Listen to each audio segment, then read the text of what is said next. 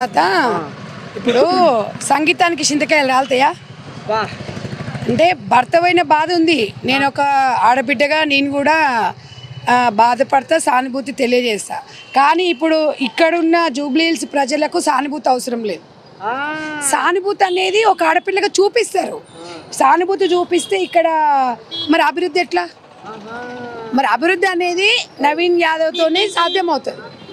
గోపీనాథ్ గారు ఎమ్మెల్యేని ఎన్నుకున్నారు, ఆయన చనిపోయిండు, ఆయన ఘటన ముగిసింది. భర్త చాటు భార్యగా ఆమె ఇంటి పనులు చక్కదిద్దుకొని ఆమె కుటుంబ పరంగా మంచిగానే ఉంది. రాజకీయాలు వేరు, కుటుంబ నేపథ్యం వేరు, సెంటిమెంట్ వేరు. ఇప్పుడు సెంటిమెంట్ కోసం మనం ఇక్కడున్న ప్రజలని మనం చేయడానికి అవకాశం అయితే ఉండదు.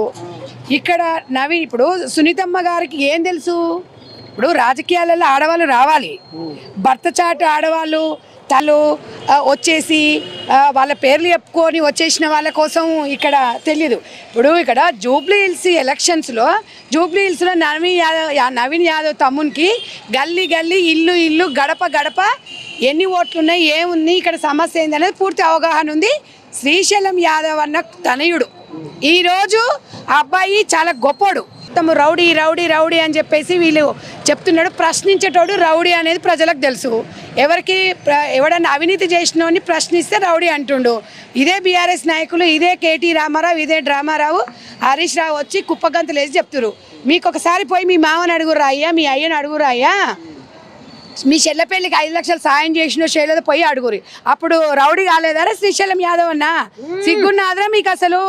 ఇవాళ ఇంద్రనగర్ పోయేసి జూనియర్ ఆర్టిస్టుల ఇళ్లలో పోయి ఒకసారి అడగమని చెప్పురి. శ్రీశైలం యాదవ్ అన్న వాళ్ళ గుండెల్లో గుడి కట్టుకొని ఉన్నాడు. ఇవాళ ఆయన సాయం చేస్తే ఈ చేయితో చేసి ఈ చేయి కూడా తెలియకుండా చేస్తాడు. మీరు ఇంతమంది గెలిచి ప్రతిపక్ష నాయకుడు అసెంబ్లీకి రాని యదవ కేసీఆర్ ఇవాళ అలాంటి వాడిని ఇవాళ జూబ్లీహిల్స్ లో ఈమెను గెలిపిస్తే ఏదో పీకేస్తారని చెప్తారేంద్ర? నాకు అర్థం కాదు. మీరు గెలిచిర్రు, ప్రతిపక్ష హోదాలో మీరు ఏమైనా కరెక్ట్ చేస్తున్నారా? పాపం ఆమె భర్త చనిపోయి ఆమె ఉంటే ఆమె బాధపడి ఏడుస్తుంది, నేను దానికి ఒప్పుకుంటా. హరీష్ రావు, కేటీఆర్ నువ్వెందుకు ఏడుస్తున్నారా? నీకేం రోగం పుట్టింది? అంటే మొగడు చచ్చింది ఏడుస్తుంది అంటే ఏడుస్తే సెంటిమెంట్ అంటే ఏడుస్తే ఓట్లు వేస్తారు అనుకుంటున్నావా? ఆడబిడ్డని మేము గౌరవిస్తాం. ఆడపిల్లలు రాజకీయాలలో రావాలి, కాదంటలేము. ఏం పీకిండ్రా 10 సంవత్సరాలు ఇక్కడ ఒక రేషన్ కార్డు ఇవ్వలేదంట. పదండి రైమత్ నగర్ పోయి అడుగుదాము, పదండి ఇక్కడ రాజీవ్ నగర్ పోయి అడుగుదాము. సమస్యల మీద మీకేం అవగాహన ఉంది? ఆ సునీతమ్మకే ఇప్పుడు రాత్రి 12 గంటలకు ఫోన్ చేస్తారు. నవీన్ తమ్ముడు 10 మంది పిల్లల్ని వేసుకొని పోతాడు. సుంతమ్మని తీసుకొని పోవాలన్నా రావాలన్నా ఓ డ్రైవర్ రావాలి, 10 మంది రావాలి. ఆమెకు నిన్నమన్నా మాట్లాడొద్దట, నువ్వు మాట్లాడకు మా ఇజ్జత్ తీస్తావు అంటారంట. మరి ఇదేనా ఆడవాళ్ళని మీరు ఇచ్చే గౌరవం? మీ చెల్లెనే మీరు బయటకు వెళ్ళగొట్టిరు, కొత్త దుకాణం పెట్టుకుంది. ఎవడరా మిమ్మల్ని నమ్మెట్టాడు? ఎవడాడు? సొంత చెల్లెకే పంగనామాలు పెట్టినావు, సొంతమ్మకు న్యాయం చేస్తావు. కారు కావాలా, బుల్డోజర్ కావాలా, కారు కావాలా, బుల్డోజర్ కావాలని కడమ్మగట్టేస్తారు ఎదవా ఆరిపోయిన ఆరిగుండు వెదవా అట్లనే చెప్తాడు. ఎందుకంటే వాడు చేసిన పాపమే కదా ఇది, వాడు చేసిన పాపమే.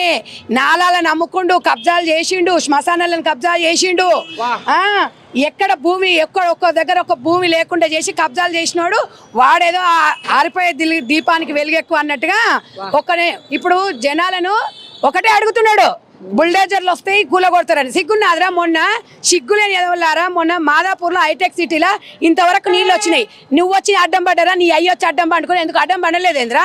ఎంతమంది జీవితాలు నాశనమైనాయి? సిగ్గుచరం ఉండాలి చేసి శ్మశానాలను కాజేసిర్రు, పందికొక్కులాగా దోసుకొని ఎక్కడో ఏరుకున్నట్టు తీసుకొచ్చి హరీష్ రావుని మంత్రిని చేసిర్రు.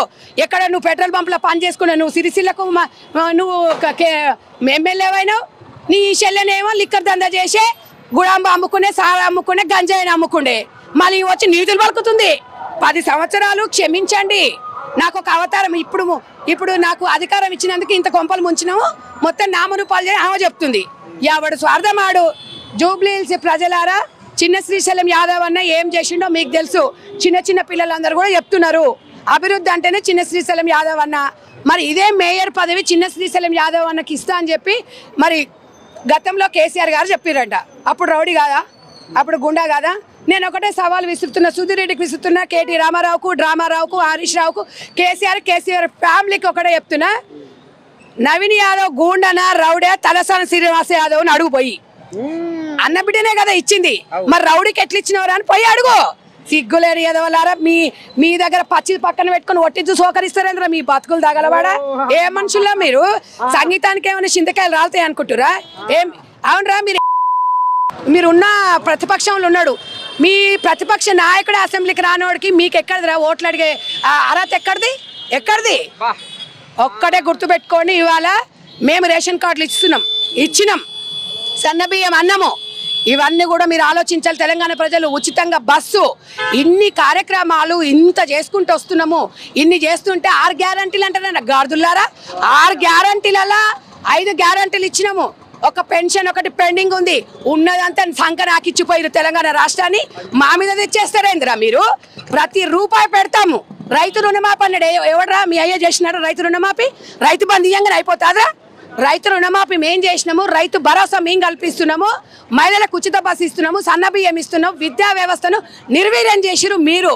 మిమ్మల్ని ఎవడరా నమ్మటాడు తెలంగాణలో ఎవడాడు మిమ్మల్ని నమ్మటాడు అసలు మీది బీఆర్ఎస్ పార్టీ టీఆర్ఎస్ పార్టీ మీ బతుకులకు తెలుసా ఈ రెండు అసలైనోడు పోయాం ఫామ్ హౌస్లో వండుకుండు ఫామ్ హౌస్ కాడ పాలన పోయింది అప్పుడు ఇప్పుడు కూడా ప్రతిపక్షం వాళ్ళని కూడా ఆడికే పిలుచుకుంటుండు అలాంటి నాయకుడు అవసరమా జూబ్లీహిల్స్ ప్రజలారా మిమ్మల్ని భయాభ్రాంతులకు గురి చేస్తున్నారు వీళ్ళకి భారీ మెజార్టీతో నవీన్ తమ్ముని మీరు గెలిపించి ఒక గిఫ్ట్కి ఇచ్చేసి తెలంగాణ రాష్ట్రంలో దోసుకున్న జాలని చెప్పేసి ఇంట్లో కూడా కూర్చోవలసిన బాధ్యత ఇవాళ జూబ్లీహిల్స్ ప్రజలది సెంటిమెంట్ ఎవరికైనా ఉంటుంది మొగడు చేస్తే ఎవరికైనా బాధనే ఉంటుంది తండ్రి లేని పిల్లలు అనేది బాధ ఉంటుంది ఈ బాధ అనేది మనకు అన్నం పెట్టదు ఆలోచించరు ఒక్కటే గుర్తుపెట్టుకోండి మాస్ లీడరు నవీన్ యాదవ్ ఒక్క ఫోన్ చేస్తే ఉరికొస్తాడు ఏ రాత్రైనా ఉరికొస్తాడు మరి అలాంటి వాడు కావాలన్నా బంగ్లాలో వండుకునే సునీతమ్మ కావాలన్నా అది మీరు ఆలోచించుకోండి మేము వచ్చి చెప్పేది కాదు ఇలా కాంగ్రెస్ పార్టీ ప్రజల పార్టీ బీజేపీ పార్టీ మతతత్వం పార్టీ బీఆర్ఎస్ పార్టీ కుటుంబం పార్టీ ఈ 3 ఆలోచించుకొని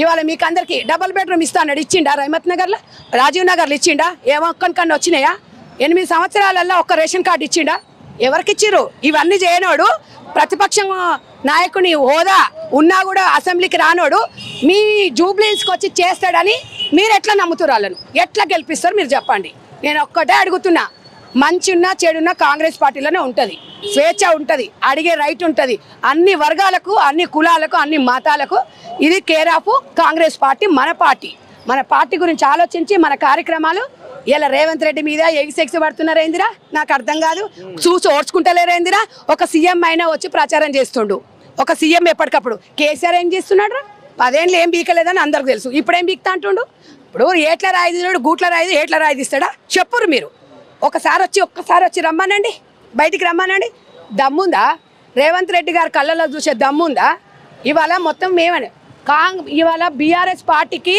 కేసీఆర్ కుటుంబానికి అధికారం అనేది అన్నం లాంటిది కానీ కాంగ్రెస్ పార్టీకి అధికారం